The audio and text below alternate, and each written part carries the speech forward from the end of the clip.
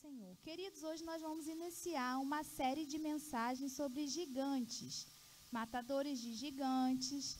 Então, nós vamos fazer uma série de mensagens, meu esposo e eu. Vou dar início hoje. E a primeira mensagem, e essa primeira mensagem de hoje é como nasce um gigante. Na quarta-feira, quem esteve aqui, teve uma palhinha sobre o gigante, irmã Lecilda, Paulinho, quem esteve aqui foi muito bom. Mas nós vamos falar sobre matadores de gigante, a trajetória de um matador de gigante, o lugar do matador de gigante, que venham os gigantes, enfim. Vamos aprender muito sobre essa lição. Amém? Então, os queridos estão convidados para embarcar conosco nessa série de mensagens sobre matador de gigante. Quem é o gigante? Quem é você? Quem sou eu? Qual é o nosso papel, a nossa função diante de um gigante? E o gigante nada mais é do que os obstáculos que nós enfrentamos na nossa vida, Todos nós temos um gigante. Se você ainda não tem, sinto muito em te dizer, mas você vai ter. Não estou rogando praga não, gente. Faz parte do processo da vida, Enquanto estamos vivendo, teremos gigantes. Mas os gigantes vieram para ser vencidos. Amém? O gigante não está abaixo de você, nem acima. Ele já foi vencido por Cristo na cruz do Calvário. Precisamos apenas tomar posse. Amém? Então, hoje nós vamos aprender como que nasce um matador de gigante. Abra sua Bíblia comigo, por favor, no livro de 1 Samuel, capítulo 17, a partir do verso 1 mesmo. 1 Samuel está no Antigo Testamento, vai vir Gênesis, Êxodo, Levítico, Número, Deuteronômio, Josué, Juízes, Ruth, e aí vai vir 1 Samuel. Primeiro livro de Samuel, capítulo 17. Amém? Acompanhe comigo aí na sua Bíblia. De repente a minha vai mudar algumas palavras, mas quer dizer a mesma coisa. Tá bom? Nós vamos ler, vai ser a partir do 1 mesmo. Nós vamos ler até o versículo 20. Então embarca aí nessa viagem, aperte o cinto e deixa Deus falar conosco. Ajuntaram os filisteus as suas tropas para a guerra e congregaram-se em Socó, que está em Judá, e acamparam-se entre Socó e Azeca em Efes-damim.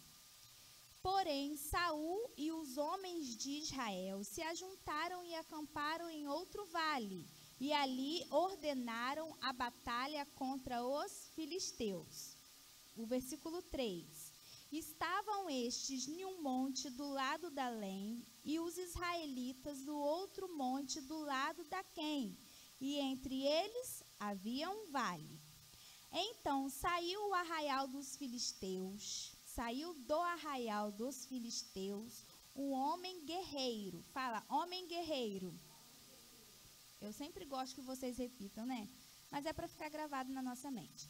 Cujo nome era o quê? Golias,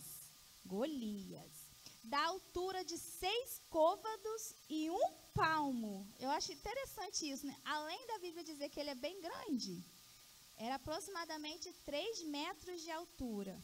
Mas a Bíblia faz questão de falar da altura de 6 côvados e 1 palmo. Ainda tinha 1 palmo a mais que fazia diferença. E 1 palmo faz diferença, Trazia na cabeça um capacete de bronze e vestia uma couraça de escamas cujo peso era de 5.000 ciclos de bronze. Trazia caneleiras de bronze nas pernas, um dardo de bronze entre os ombros. A haste de sua lança era como o eixo de um tecelão e a ponta da sua lança de 600 ciclos de ferro. E diante dele ia o seu escudeiro. Parou, clamou às tropas de Israel e lhes disse: para que saís, formando-vos em linha de batalha? Não sou eu filisteu, e vós, servos de Saul? Escolhei um homem, fala, um homem, dentre vós que desça contra mim. Se ele puder pelejar e me ferir, seremos seus servos. Porém, se eu vencer e o ferir, então serei nossos servos e nos servirão. Disse mais o filisteu: hoje afronto, fala, afronto, as tropas de Israel. Dá-me um homem para que ambos pelejemos. Ouvindo Saul e todo Israel as palavras do filisteu, que era Golias, espantaram-se e tremeram muito. Como é que está na Bíblia de vocês aí, o finalzinho? Temeram? Temeram muito. Então, eles ficaram muito espantados e, temeram. Tiveram bastante medo também. Agora o 12. Davi era filho daquele efrateu de Belém, de Judá, cujo nome era Jessé, e tinha 8 filhos. Nos dias de Saul, era já velha e adiantada em anos entre os homens. Apresentaram-se 3 filhos mais velhos de Jessé a Saul e o seguiram para a guerra. Aí fala aí o nome dos filhos de Jessé que foram para a guerra junto com Saul. O versículo 14. Davi era o mais moço. Fala, o mais moço. Só os 3 maiores seguiram Saul. Davi, porém, ia e voltava a Saul para apacentar as ovelhas do seu pai. Fala, apacentar as ovelhas do seu pai. Isso aí, em Belém. 16. Chegava-se, pois, o filisteu pela manhã e à tarde, e apresentou-se por 40 dias. Fala, 40 dias. Disse Jessé a Davi, seu filho.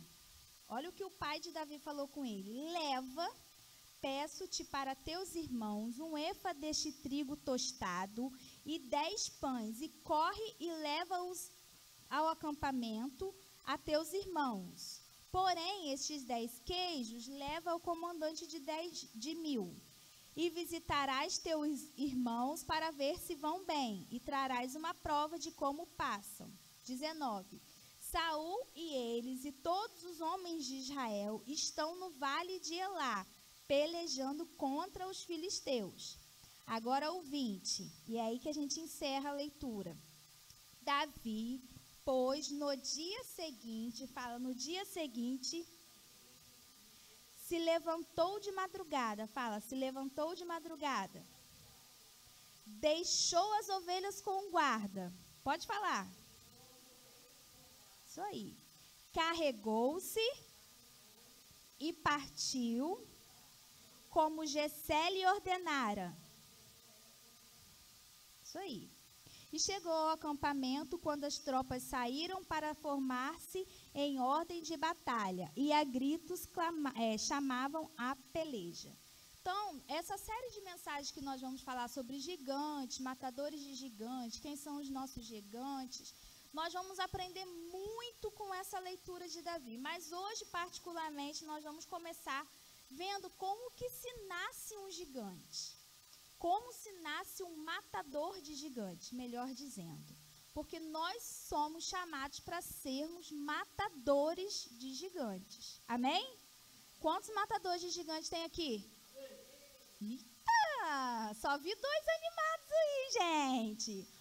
Levantar a mão não mata gigante, não. Tem que ter posição. Quantos matadores de gigantes nós temos aqui?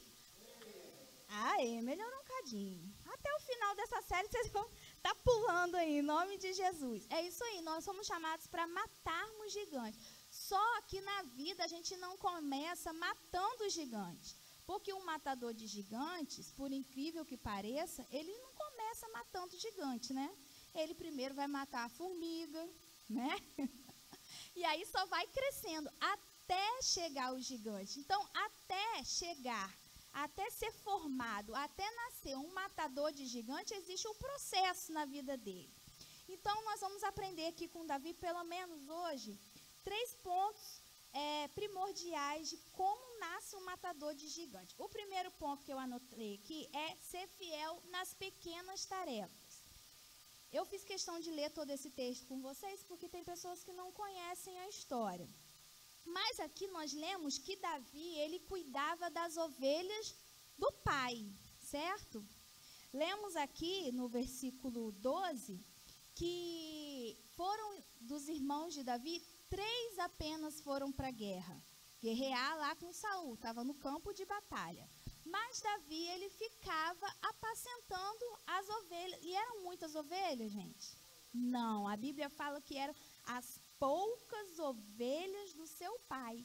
Então, ele ia apacentar as poucas ovelhas do seu pai. Mas Davi, nessa pequena tarefa, porque antigamente a posição de destaque, né, aquilo que os homens queriam era fazer parte do exército, ser um rei, fazer parte da família real.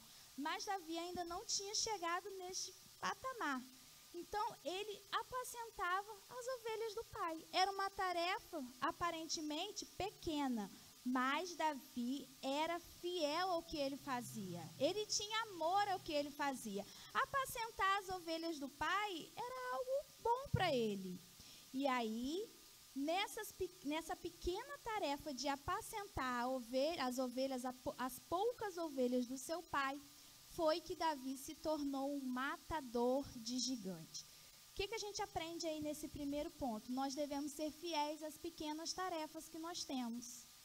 Pequenas, às vezes detalhes.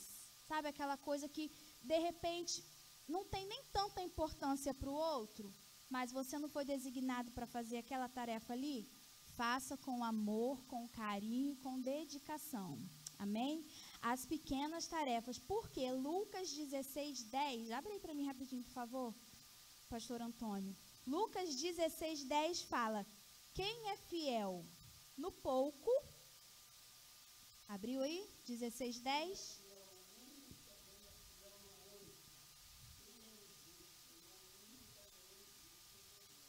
Olha aí, então se nós valorizarmos e fazermos as pequenas tarefas que estão nas nossas mãos para fazermos, com fidelidade, com amor, certamente virá o muito. Mas existem pessoas que só olham para o muito e deixam de fazer as pequenas tarefas. É impossível receber de Deus algo grande se o pequeno nós não fazemos. Isso é sério. Então, que a gente possa começar a refletir quais são as pequenas tarefas que eu estou deixando de lado, não estou assim sendo tão fiel em cumprir essa pequena tarefa. Então, Davi, ele nasceu dentro dele um matador de gigante porque, primeiro, ele era fiel nas pequenas tarefas. Amém? Jamais alcançaremos o grande de Deus se não valorizarmos o pequeno que está nas nossas mãos. A outra coisa também foi que ele foi fiel às coisas alheias. Nós vimos aqui que as ovelhas não eram dele. As ovelhas eram de quem? Do pai dele, né, gente? Não era dele, era do pai. Mas a história vai nos contar, você já conhece, tem pessoas que não conhecem, mas que vão passar a conhecer, que Davi defendia aquelas ovelhas com muito amor, com muita garra. Teve um certo momento que ele estava lá sozinho apacentando as ovelhas, Miguel, e veio um urso. Imagina você brigar com um urso. Veio um urso para tomar uma das ovelhas, mas apesar de serem poucas, Davi não queria perder nenhumazinha sequer. Ele tinha amor, ele cuidava bem daquilo que era do pai. Então, é normal a gente ver pessoas, ou nós mesmos, cuidarmos bem daquilo que é nosso, né? É meu, vou cuidar muito bem, é meu. Mas cuidar bem daquilo que é do outro tem muito mais importância. Davi cuidava e cuidava muito bem daquelas poucas ovelhas que era do seu pai. Um matador de gigantes surge quando Deus vê em alguém um desejo de servir. Esse desejo de servir, de guardar o que é do outro, de ajudar, de se doar para o que é do outro, para cuidar, para amar, para estar junto, Deus vê isso em um matador de gigantes. Amém? E a fidelidade em cuidar do que é alheio gera um caráter, e o caráter vai gerar uma responsabilidade. Se Davi perdesse alguma daquelas ovelhas, a responsabilidade era dele, né? Ele que era responsável por cuidar. Então, Davi se sentia responsável por cuidar e por zelar das ovelhas do pai. Amém? Você sabe quando é que os gigantes são vencidos? São vencidos quando as pessoas ou quando nós chamamos para nós a responsabilidade. Já viu aquela pessoa que nunca assume a culpa em alguma coisa? Ela é culpada, mas ela não consegue assumir a culpa. Ela sempre vai jogar a culpa para o outro. Ela não chama para si a responsabilidade. Impossível essa pessoa ser um matador de gigantes. Quando Deus gera em nós um matador de gigantes, nós chamamos para nós a responsabilidade. E foi isso que Davi fez quando ele venceu também Golias. Amém? Tem uma ilustraçãozinha que fala bem sobre isso. Sobre você ser fiel e cuidar daquilo que precisa ser cuidado. A ilustração é sobre todo mundo, alguém, qualquer um e ninguém. Presta atenção. Conta-se que em uma empresa haviam 4 pessoas. Pensa aí. No seu local de trabalho, haviam 4 pessoas que se chamavam todo mundo, alguém, qualquer um e ninguém. Havia um grande trabalho a ser feito. E todo mundo, que era uma das pessoas, né, que tinha esse nome, tinha certeza que alguém ia fazer. Qualquer um podia ter feito, mas ninguém fez. Olha só, hein? Alguém zangou, por quê? Era o trabalho de todo mundo. Só que todo mundo pensou que qualquer um, poderia fazê-lo, mas ninguém imaginou que todo mundo ia deixar de fazer. Ao final, todo mundo culpou alguém quando ninguém fez o que qualquer um poderia ter feito. Olha, no final, todo mundo culpou alguém quando ninguém fez o que qualquer um poderia ter feito e ninguém fez foi coisa nenhuma. Porque cada um foi jogando a responsabilidade para cima do outro. Não era para você ter feito. Eu pensei que você ia fazer. Você não fez, não? Você falou que ia fazer. No final, ninguém fez. Dá certo isso, gente? Não dá certo. Não tem como vencer gigantes se nós não chamarmos para nós essa responsabilidade. A responsabilidade do sucesso do meu lar é meu. A responsabilidade do sucesso da minha igreja é minha. A responsabilidade do sucesso do meu trabalho é meu, do meu local de trabalho. Eu preciso fazer o que eu tenho que fazer com fidelidade, responsabilidade. Amém? Agora, outra coisa, e é o último tópico fundamental para um matador de gigante, foi o que Deus olhou assim na vida de Davi, fez Davi ser um homem segundo um coração de Deus, era a obediência de Davi. Davi era obediente. Vamos ler aí o versículo 20, novamente. 1 Samuel, se você já fechou sua Bíblia, 1 Samuel 17, versículo 20. Diz assim, ó: Davi, pois, no dia seguinte, se levantou de madrugada, deixou as ovelhas com um guarda.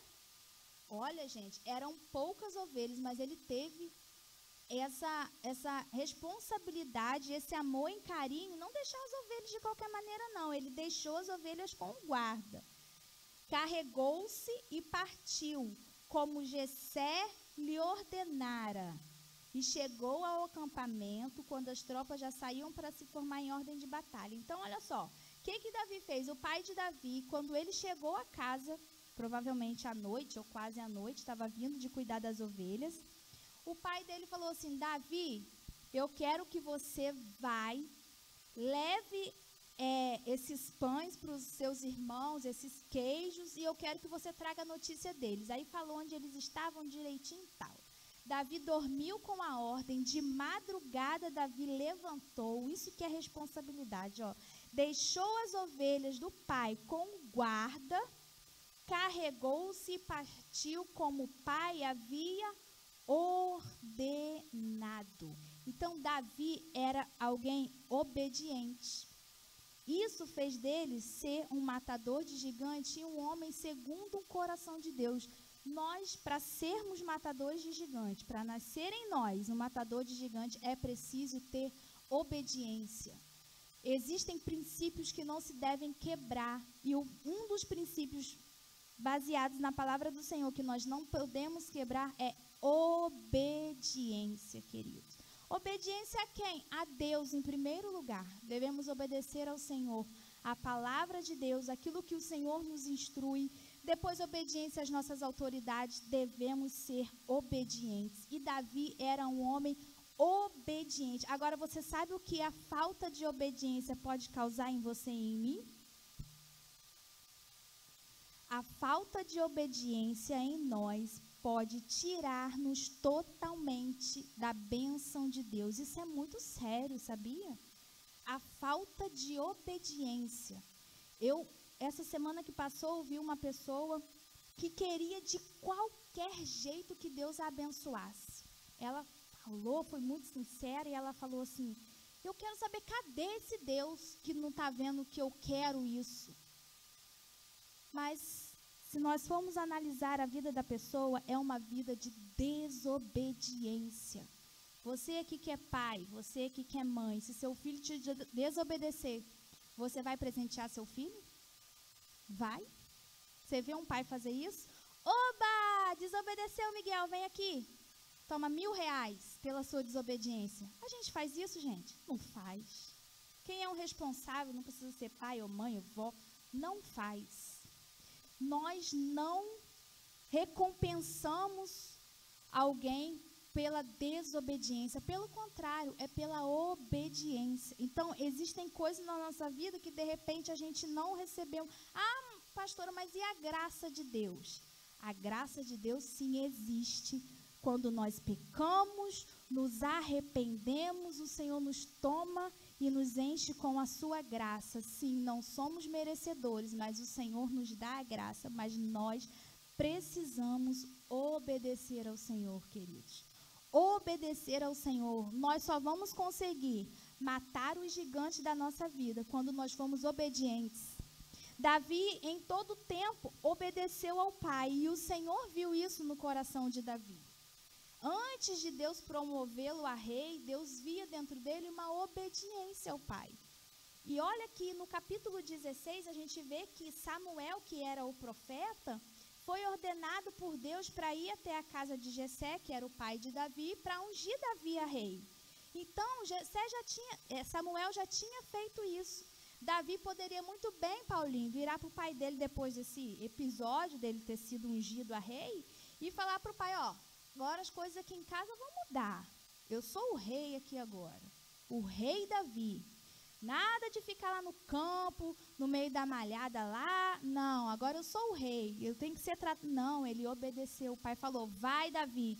Ele pegou, deixou as ovelhas com guarda, ouviu o pai e obedeceu. Foi. E isso fez Davi vencer Golias. A obediência. Amém? E isso fez Davi vencer o urso, isso fez Davi vencer o leão, porque ele tinha um coração obediente. Algumas vezes na minha vida, eu fui taxada como boba. E eu acho que até hoje eu sou. Taxada como boba por obedecer.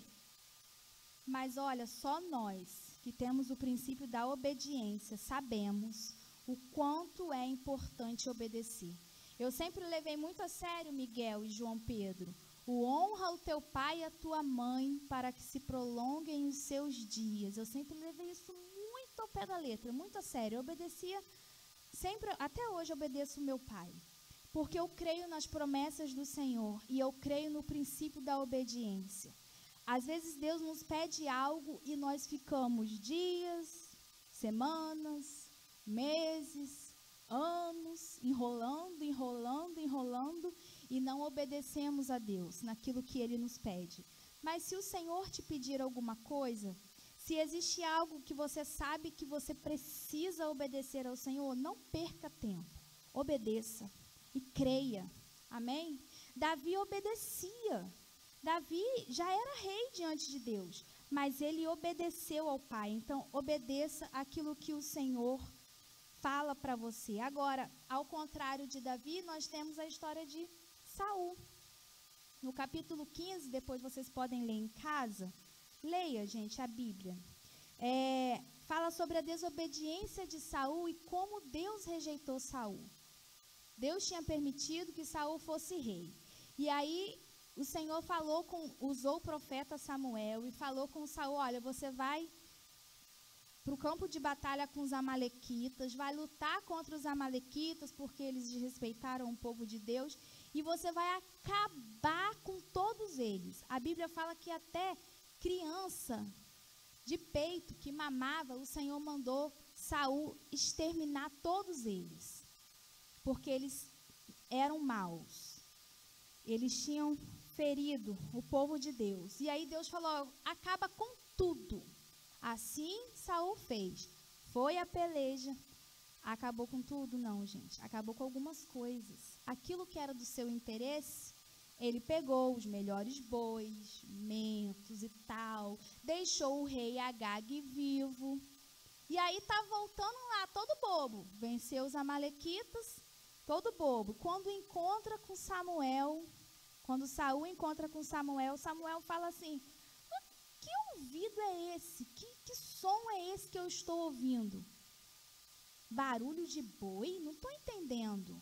E aí Saul chega e fala assim: ele nem tomou a responsabilidade para ele. O povo trouxe aí algumas coisas para oferecer sacrifício, ainda dando desculpa, falando que aqueles animais todos era para apresentar ao Senhor. Eles pegaram do melhor dos amalequitas para poder oferecer sacrifício a Deus, porque Deus merecia. Mas Deus tinha pedido isso? Não.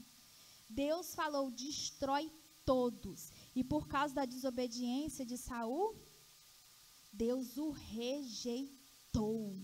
E isso é muito forte. Eu vou ler só um versículo para vocês, mas eu aconselho vocês lerem isso em casa essa semana. No 15, versículo 11, olha o que Deus falou para Saul: arrependo-me de haver constituído Saul rei, porquanto deixou de me seguir e não executou as minhas palavras.